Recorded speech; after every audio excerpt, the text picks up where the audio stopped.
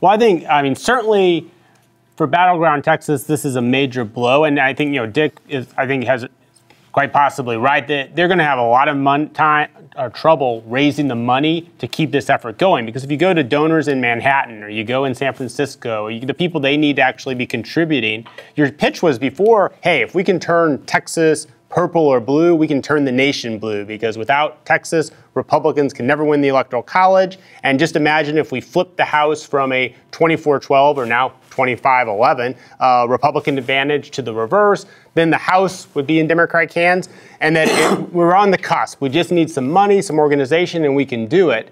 That's going to be tough to sell that argument now, because, I mean, clearly isn't going to happen this decade unless Republicans implode here in Austin, which, it's always possible, but is unlikely. And I think for Battleground Texas, it's in some ways unfortunate, because the original goal wasn't to win this election.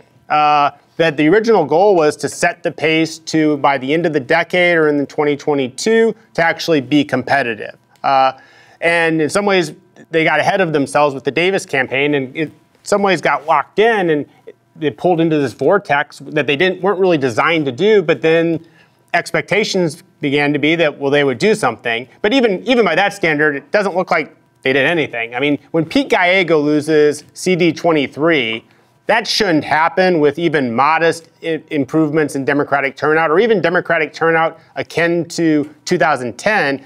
Pete Gallego is a great candidate. He's done an outstanding job in D.C. He has a very centrist record. He's well known in the district. I mean, if you were a Democrat, you couldn't find a better candidate than Gallego. But Will Hurd beat him.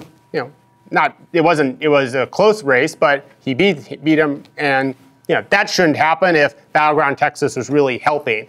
And it could also be that Battleground Texas actually was detrimental in that it led to Republicans becoming a little afraid. And for a party that had the luxury of winning and winning, it actually caused Republicans maybe to mobilize a little more, to raise a little money, to essentially say, well, we need to step up our ground game to match up Battleground Texas. And it actually might have been better off just to have Chris Bell run an underfunded campaign with $500,000. And would he have won less than 39% of the vote? I don't know.